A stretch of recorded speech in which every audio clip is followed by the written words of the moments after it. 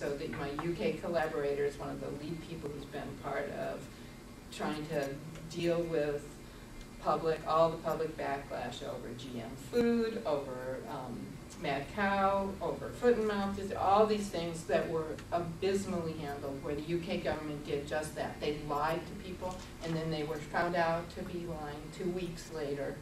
And you have an extremely risk-averse, untrusting, and actually our study would say not risk-averse, but extremely untrusting about the, or rather that it would be what our colleague on campus, Bill Freudenberg, would call recreancy, where people continue very trusting about the technology. What they don't trust is government or business to be able to handle them competently or honestly. And it maps out differently in the US and the UK. The UK is incredibly distrustful of government. In the US, in our 2007 workshops, pretty negative about corporations. In the workshops we held last fall, scathing, just incredibly hostile about corporations as responsible actors. And so one of these problems for doing this kind of public deliberation work in the US is, as we have found, especially because we did comparative US-UK, when you convene a group of these folks in the US to do this, and if you start, as we did the first pilots, and you say, this is a deliberative day, and they look at you and go, huh? And the UK people go, oh, that's what this is. This is public deliberation. It has no meaning here whatsoever. We do not have any deliberative habits, culturally speaking. And so this mode of citizen engagement that everyone is prescribing, so they've gone from thinking that there is a public, they still think it, but they know they can't say that the problem is a lack of public knowledge.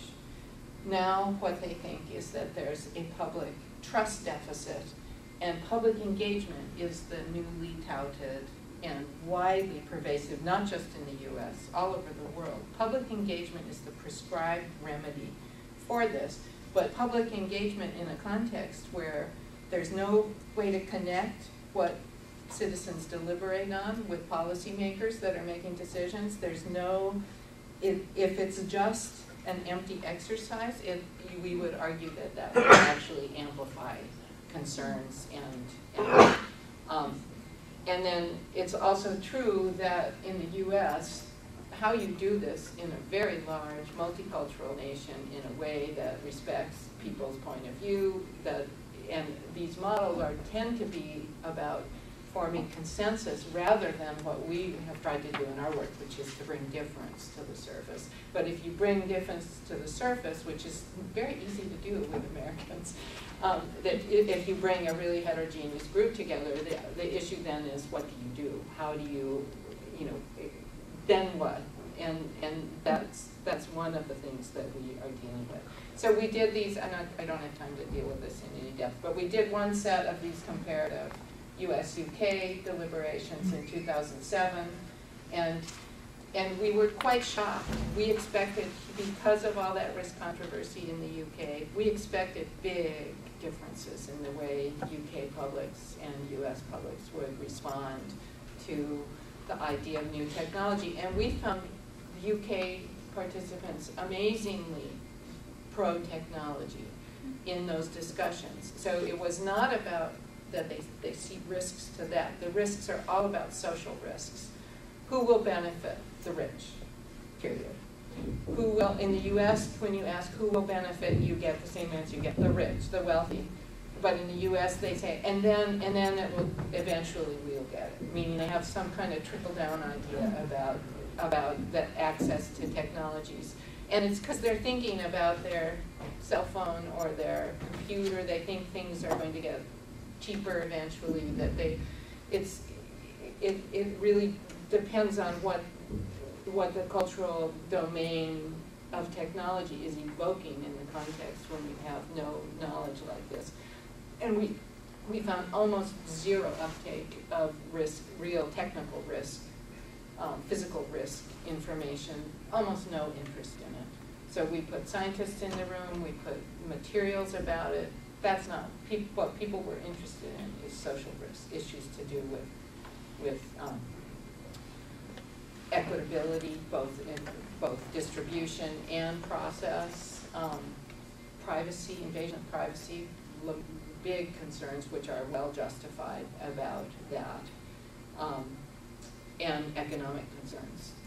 So if new technologies, so one big survey, not ours, but that another one did, the biggest risk the US saw with new nanotechnologies was job loss. If new technologies mean old jobs go away, and you're doing, this, you can imagine this is a volatile time for asking people those kinds of questions in the US. And so this does quickly get right to the heart of a lot of really important social issues. And so these more recent ones, what we've been doing, and tell me about time. We still have another hour discussion, so. More? I'd like to talk a little bit more about the ambivalence stuff. Is that okay?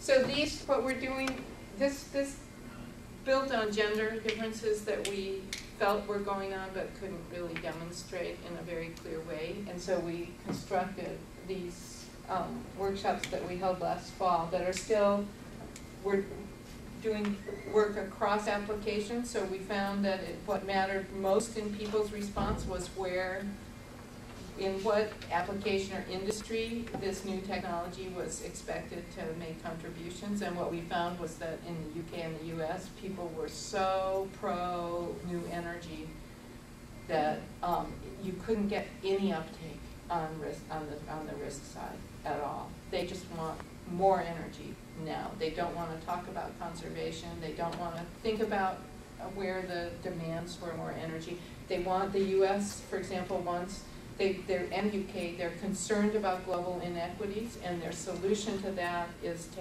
just have so much energy that everyone can have it all, as much as they need. They're not interested in leveling the playing field in any other way.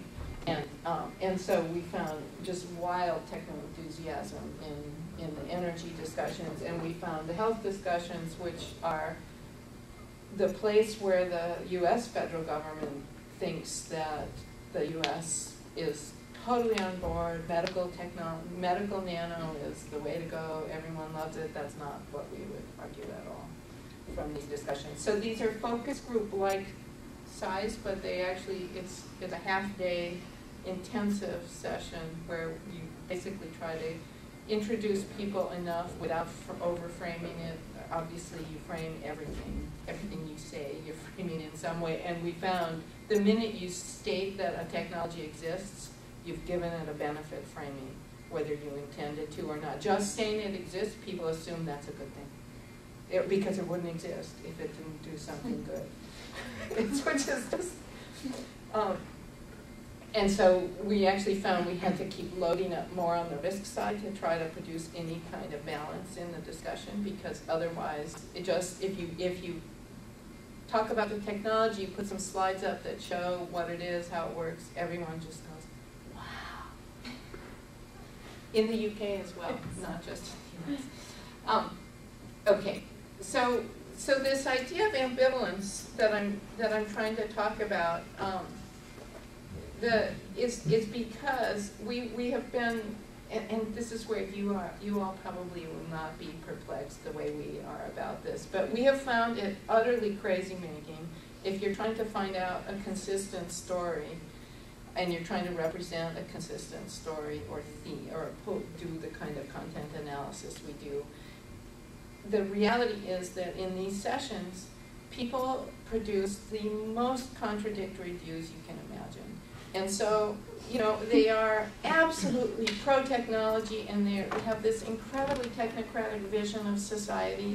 They truly think technology is going to fix everything. They don't want to even think about the degree to which technologies have produced the problems that technology wants to fix. And yet, at the same time, they hate industry. And so they want the technology, but they're totally anti-industry. And it's so it's partly these this is a paper, a presentation I put together around trying to get at what that kind of contradiction is about.